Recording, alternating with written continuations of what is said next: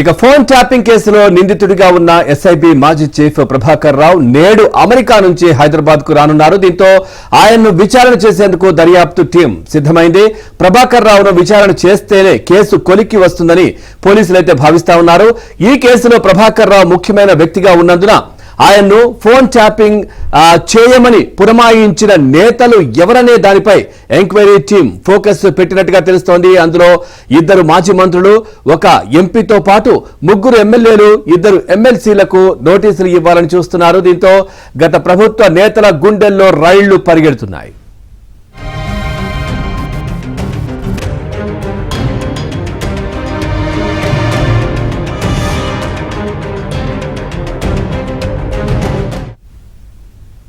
ఇదిలా ఉంటే నిన్నటితో తిరుపతన్న భుజంగరావుల 3 రోజుల కస్టడీ విచారణ ముగిసింది. ఈ విచారణలో వారు మరికొందరి ఎస్ఐబి అధికారుల పేర్లు చెప్పినట్లు తెలుస్తోంది.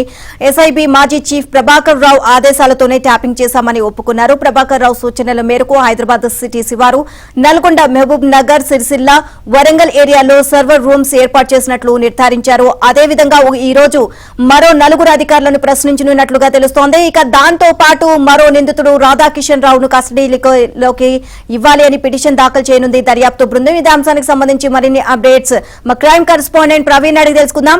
సో ప్రవీణ్, ఈ రోజు మరికొంతమంది అధికారులను విచారించనున్నారు ఫోన్ ట్యాపింగ్ వ్యవహారానికి సంబంధించి అని చెప్పి తెలుస్తుంది. ఓవరాల్ గా అప్డేట్స్ ఏంటి?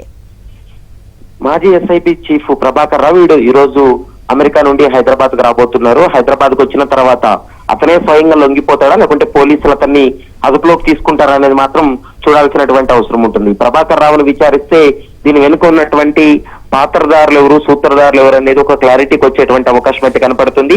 ఇప్పటికే తిరుపతన్న, మరోవైపు భుజంగరావు, తర్వాత ప్రణీత్ రావు, వీరు 3 కూడా ప్రభాకర్ రావు చెప్తానే మేము చేశామంటూ కూడా స్టేట్మెంట్లు ఇవ్వడం జరిగింది.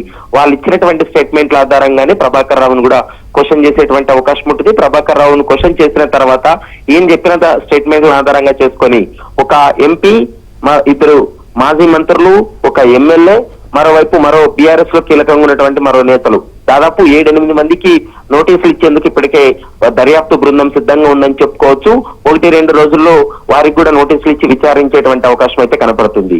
ఇక రాధాకిషన్ రావు, టాస్క్ ఫోర్స్ డీజీపీగా ఉన్నటువంటి రాధాకిషన్ రావు పాత్ర కూడా ఇందులో చాలా కీలకంగా ఉంది. ముఖ్యంగా ఇతను వ్యాపారవేత్తలను, తర్వాత హవాలా వ్యాపారాలను బెదిరింపులకు దిగడం, వారి నుండి డబ్బులు వసూలు చేశాడనేటువంటి అంశాన్ని అయితే గుర్తించారు. కాబట్టి వాటికి సంబంధించి కూడా పూర్తి స్థాయిలో విచారణ కొనసాగిస్తారు. అతన్ని కూడా కస్టడీలోకి తీసుకునేటువంటి అవకాశం అయితే స్పష్టంగా కనపడుతుంది.